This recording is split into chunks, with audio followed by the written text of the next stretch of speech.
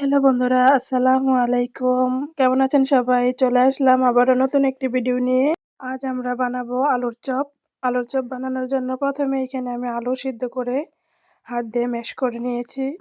এখন পেঁয়াজ বেরেস্তা, ধনিয়া পাতা কুচি, এইখানে টালা, মরিচের গুঁড়া, এতে অ্যাড করব সরিষার তেল।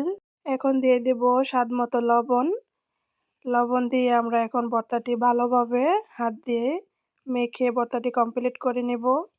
এই তো এইখানে ভর্তাটি মেখে কমপ্লিট করা নেওয়া হয়ে গেছে। এখন আমি আলুর চপ বানানোর জন্য আলুগুলো এইভাবে এক সাইজে করে সবগুলো এই শেপ দিয়ে বানিয়ে নিব।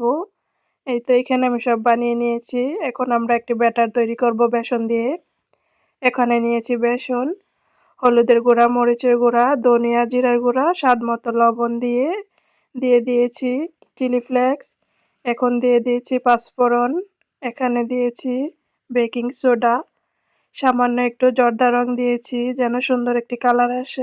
এইখানে আমি ঠান্ডা পানি দিয়ে ব্যাটারটি এইরকম ঘন করে নিয়েছি। এখন একে একে আলুর চপগুলো আমি তেলের মধ্যে দিয়ে সুন্দরভাবে সবগুলো ক্রিস্পি করে ভেজে নিব। দেখতেই বোঝা যাচ্ছে আলুর চপগুলো কতটা লোভনীয় হয়েছে। আজ এই পর্যন্তই। সবাই ভালো থাকবেন। ভিডিওগুলো ভালো লাগলে অবশ্যই সাপোর্ট করতে ভুলবেন না।